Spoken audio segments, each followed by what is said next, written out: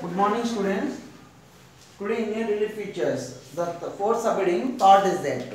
Thar Desert is located in Rajasthan state in western side.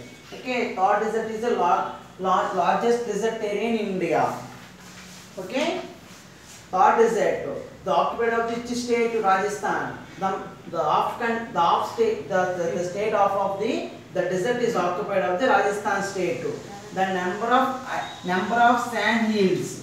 Okay, the mountains are the covered. Aravalli mountains is located in Rajasthan state to New Delhi. Okay, this is the old fold mountains in India. Old fold mountain in India, Aravalli mountains. Thar Desert located in which state? Rajasthan. Okay, the Thar Desert is located on the leeward side of Aravalli and they receive low amount of rainfall. అంటే ఇక్కడ Thar dessert ఏరియాలో ఉన్నటువంటి ప్రాంతం అంతా మనకి లో rainfall అనేది create అవుతూ ఉంటుంది. ఎందువల్ల రైన్ఫాల్ క్రియేట్ అవుతుంది లేదు, డెజర్ట్ ఏరియా కాబట్టి అండి. ఇదంతా డెజర్ట్ ఏరియా కాబట్టి మనకి ఈ రైన్ఫాల్ అనేది తక్కువ స్థాయి ఉంటుంది. ఎందువల్ల there is no forest area అన్నమాట అండి. There is no trees, no rivers. Okay, this is only sand occupied of the land అన్నమాట అండి. అందువల్ల ఇక్కడ ఉన్నటువంటి ప్రాంతం అంతా తక్కువ రైన్ఫాల్ అనేది క్రియేట్ అవుతుంది. అంటే ఇండియా మొత్తం చూసుకుంటే ఓవరాల్గా మనకి మాన్ సీజన్లో ఎంత క్రియేట్ అవుతుంది? ఫర్ ఎగ్జాంపుల్ 150 మిల్లీమీటర్స్ నుంచి 200 మిల్లీమీటర్స్ రైన్ఫాల్ అనేది క్రియేట్ అవుతుంది. ఫర్ ఎగ్జాంపుల్ ఇక్కడికి వచ్చేటప్పటికి ఎంత ఉంటుంది? 10 to 50 మిల్లీమీటర్స్ మాత్రమే రైన్ఫాల్ ఉంటుందండి. ఎందువల్ల అంటే 10 times బిలో అనేది రైన్ఫాల్ అనేది క్రియేట్ అవుతుంది. అంటే ఈ ప్రాంతం అంతా మనకి శాండ్తో ఆక్యుపై చేయడం వల్ల అంటే higher temperature of the country అనమాట అండి.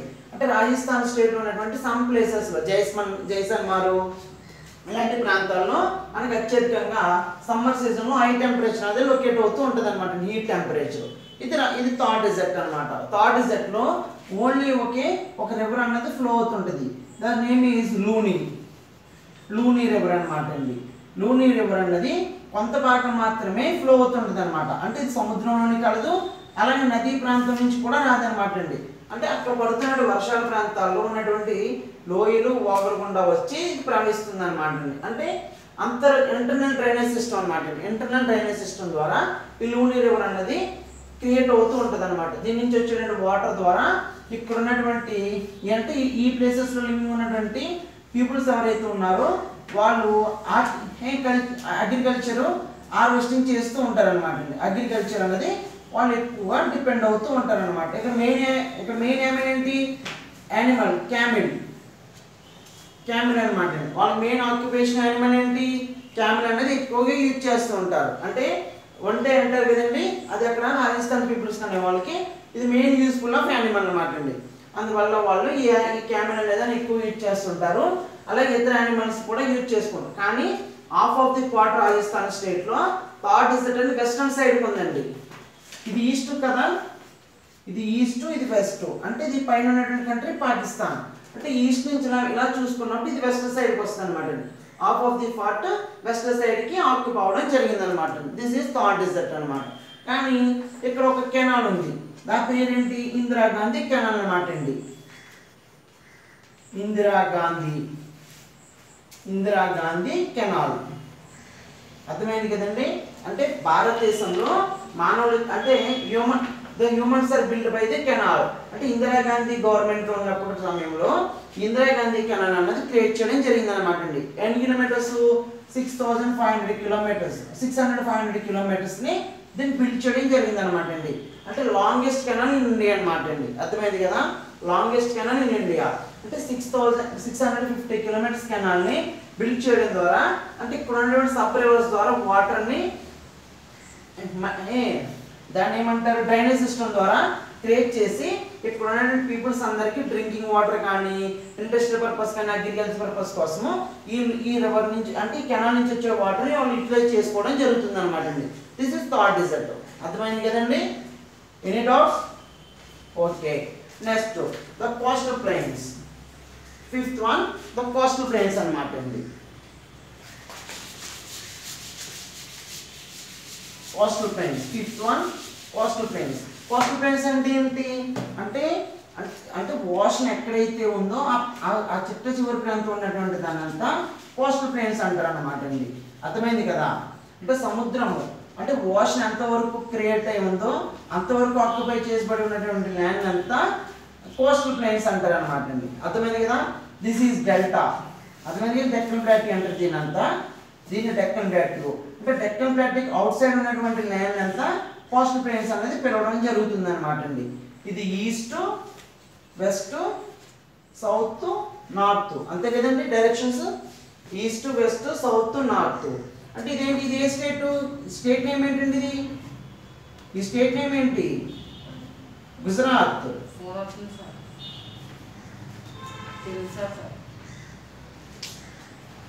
గుజరాత్ చూడండి. అంటే గుజరాత్ స్టేట్ లో ఉన్నటువంటి రాన్ ఆఫ్ కచ్ అనమాట అండి. రాన్ ఆఫ్ కచ్ అంటే ఇదంతా ఉప్పు నీటితో నిండి ఉన్నటువంటి ప్రాంతం అనమాట అండి. The place is the only covered the salt area అనమాట అండి. అర్థమైంది కదా? You watching Magadheera movie, you watching Magadheera movie. The Ram Charan horse ride in the place అనమాట అండి. Only total the cover of the land only salt based అనమాట. అర్థమైంది కదండి? అంటే భారతదేశంలోనే అత్యంత ఉప్పు కలిగిన ప్రాంతం ఏంటండి? ఇది రాన్ ఆఫ్ కచ్ అనమాట. అక్కడి నుంచి లాస్ట్ లో ఉన్నటువంటి కన్యాకుమారి ప్రాంతం వరకు వెస్ట్ సైడ్ ఉన్నటువంటి కోస్టల్ ప్లేన్స్ అనేది ఆక్యుపై చేయడం జరిగింది అనమాట అండి. అంటే ఇది అరేబియన్ ఓషన్ కదండి. అరేబియన్ ఓషన్ అంటే అరేబియన్ ఓషన్ సైడ్ ఉన్నటువంటి స్టేట్స్ ఏమైతే ఉన్నాయో అంటే గుజరాత్ స్టేట్ లో ఉన్నటువంటి రాన్ ఆఫ్ కచ్ నుంచి తమిళనాడులో లాస్ట్ పాయింట్ ఆఫ్ కన్యాకుమారి అనేటువంటి ప్లేస్ వరకు ఈ ఐలాండ్స్ అంటే వెస్టర్న్ ఐలాండ్స్ అనమాట అండి. వెస్టర్న్ కోస్టల్ ప్లేన్స్ అనేవి ఆక్యుపై చేయడం జరిగింది అనమాట. ఫస్ట్ వెస్టర్న్ సైడ్ చూద్దాం, తర్వాత ఈస్టర్న్ సైడ్ చూద్దాం. ఏమా చూడండి western side. Okay, this is which state name? Maharashtra. The state Goa, Karnataka, Kerala. అర్థమైంది కదండి? అంటే ఇది గుజరాత్. అంటే ఎక్కడి నుంచి ఎక్కడి వరకు ఆక్యుపై చేస్తుందో చెప్తాం మనం. కానీ కోస్టల్ ప్లేన్స్ అనేవి ఓన్లీ ఈ స్టేట్స్ మధ్యన ఆక్యుపై చేయడం జరిగింది. అర్థమైంది? వెస్టర్న్ ఘాట్స్ అనేవి రాన్ ఆఫ్ కచ్ నుంచి ఏమో కన్యాకుమారి పాయింట్స్ వరకు ఆక్యుపై చేయడం జరిగింది. కోస్టల్ ఐలాండ్స్ ఏమో ఇక్కడ ఉన్నటువంటి లోకల్ రీజనల్ నేమ్స్ ద్వారా వాటిని ఆ నేమ్స్ తో పిలవడం జరుగుతుంది అనమాట. These name is called local names అనమాట. ఇలా చూడండి, మహారాష్ట్ర అండ్ గోవా ఉన్నటువంటి కోస్టల్ ప్లేన్ నేమ్ ఏంటి? మహారాష్ట్ర అండ్ గోవా. అంటే మహారాష్ట్ర స్టేట్ ని గోవా స్టేట్ ని ఆక్యుపై చేస్తున్నటువంటి కోస్టల్ ప్లేన్ నేమ్ ఏంటి? Konkan. KONKAN. Konkan coastal planes అనమాట అండి. Konkan coastal planes is occupied only 2 states, Maharashtra and Goa, the western side of the Arabian Ocean. Okay, Konkan coastal plains is occupied only 2 states, Maharashtra and Goa. అర్థమైంది కదండి? Next Karnataka. ఇది north అండి, ఇది north side. Okay, ఇది north side అన్నమాట. ఇది north side. అర్థమవుతుంది కదండి? In north side of the only 2 states are covered Konkan coastal plains. Which states? Maharashtra and Goa. Karnataka state only one coastal plain is occupied. Which coastal plain is? Canara. CANCAR. Canara coastal plains. The Canara coastal plains is occupied only one state in western side. The Karnataka state anamata. KRNT. Okay, short name KRNT, Karnataka state is only one occupied of the coastal plains, Canara coastal plains. Next Kerala coastal plains is Malabar. Okay, Malabar coastal plains anamata. Kerala, the only one state, the Malabar coastal plains is occupied of the Kerala state. The goddess places anamata. The goddess is living places in India. Okay, అంటే దేవుళ్ళు నివసిస్తున్న ప్రాంతం అని నేను చెప్పడం జరిగింది. అంటే Konkan coastal line ఏ స్టేట్స్ ఆక్యుపై చేయడం జరిగింది? మహారాష్ట్ర అండ్ గోవా, కెనరా, కర్ణాటక, మలబార్, కేరళ. అర్థమైంది కదండి? వెస్టర్న్ సైడ్ ఉండే కోస్టల్ ప్లేన్స్ అన్నమాట. Come to eastern side.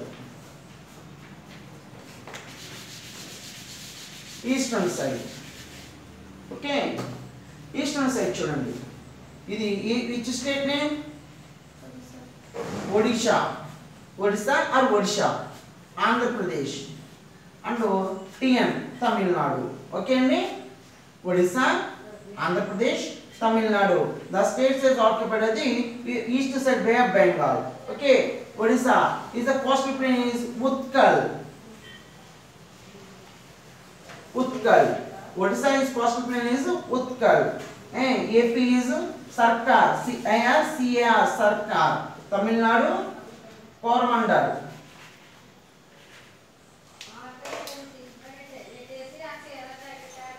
Coromandel coastal plains అన్నమాట అండి.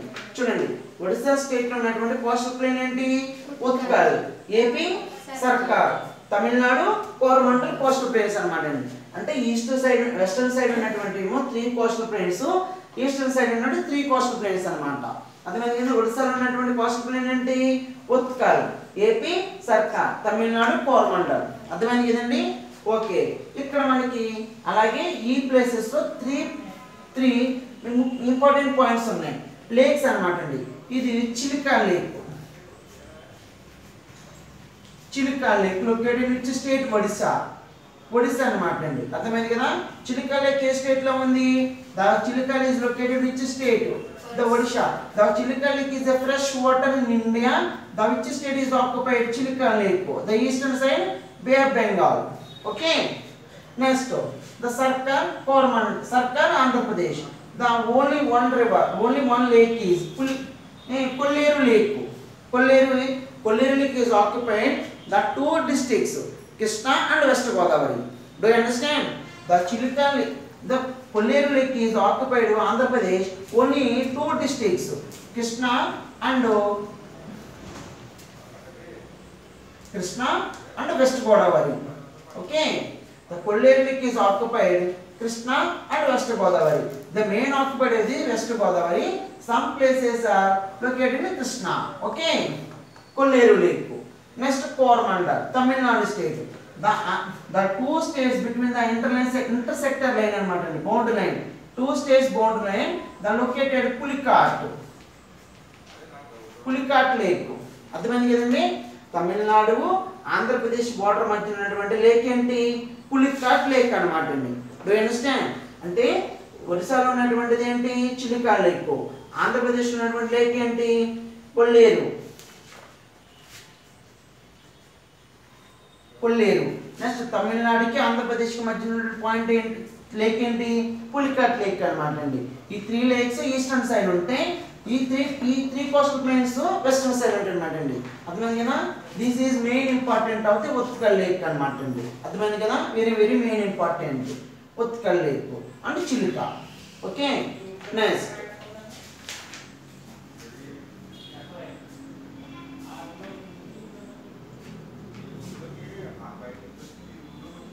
ఐలాండ్స్. లాస్ట్ పాయింట్ ఐలాండ్స్ అన్నమాట అండి. Last point of the island. Relief features last point the islands.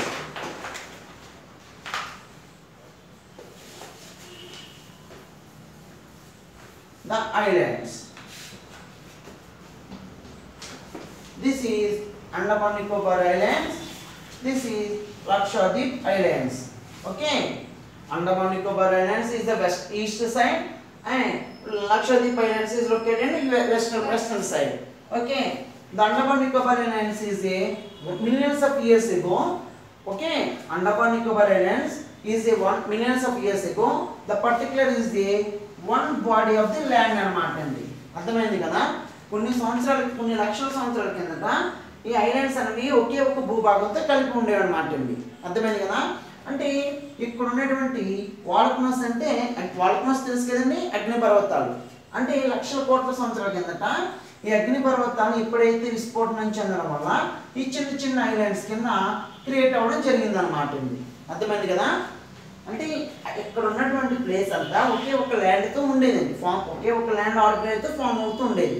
కానీ మిలియన్స్ ఆఫ్ ఇయర్స్ ఎగో అక్కడ ఉన్నటువంటి వాల్కనోస్ బ్లాస్ట్ అవ్వడం వల్ల ఈ ల్యాండ్ అంతా పీసెస్ కింద డివైడ్ అయిపోయింది అనమాట. అది చిన్న చిన్న ఐలాండ్స్ కింద క్రియేట్ అయింది అనమాట. అర్థమైంది కదండి?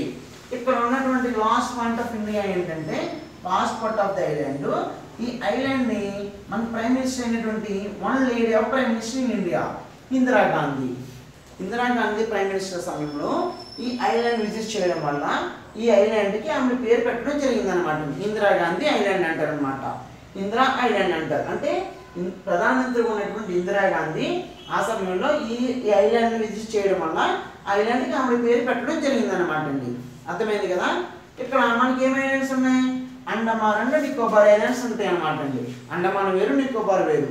అండమాన్ని నికోబార్ని డివైడ్ చేస్తున్నటువంటి ఐలాండ్స్ అనమాట అండి. అంటే మధ్య ఉన్నటువంటి ఓషన్ అనేది ఈ 2 ఐలాండ్స్ సెపరేట్ చేస్తుంది అనమాట. అర్థమైంది కదండి. ఓకే, అర్థమైంది కదా. Next Lakshadweep islands. ఈ లక్షద్వీప్ ఐలాండ్స్ అనేవి అంటే సముద్రం అంటే ఇంటర్నల్ సోర్సెస్ ద్వారా జరిగినటువంటి కొన్ని మార్పుల వల్ల ఇవి ఏర్పడడం జరిగిందనమాట అండి. ఓకే, ఇవి ఎలా ఏర్పడ్డాయి? సముద్రం ఉన్నటువంటి పగడపు దీవులు అంటారు కదండి, కోరల్ ఫ్లీట్స్, అలాంటి వాటి ద్వారా ఇవి ఏర్పడడం జరిగిందనమాట అండి. అర్థమైంది కదా. ఇక్కడ మనకి ఇక్కడ 2 చూడండి ఒకసారి. There are 2 groups of islands, Andaman Nicobar Islands, stretched Bay of Bengal, Lakshadweep Islands, Arabian Sea. Andaman and Nicobar Islands is an elevated the portion submerged mountain parts running from Myanmar mountain Arkanyoma. అంటే ఇదంతా Myanmar country అండి. అర్థమైంది కదా. ఇదంతా Myanmar country. అర్థమైంది. East side ఉన్నటువంటి అంటే ఇక్కడతో ఇండియన్ బౌండరీ లైన్స్ అనేవి ఎండ్ అయిపోయింది అనమాట. ఇండియా స్టేట్స్ ఎండ్ అయిపోయినాయి. ఇక్కడ నుంచి వేరే కంట్రీస్ అనేవి స్టార్ట్ అవుతూ ఉంటాయి. అంటే ఇక్కడ మనకి మెయిన్ ఉన్నటువంటి కంట్రీ ఏంటి? మనతో ఆక్యుపై చేస్తున్న కంట్రీ మయన్మార్ అన్నట్టు. మయన్మార్ అన్నటువంటి అర్మనియోమా అనే మౌంటైన్ నుంచి పీడిపోవడం జరిగింది అనమాట అండి. అర్థమైంది కదా. ఈ ఐలాండ్స్ కింద క్రియేట్ అవ్వడం జరిగింది.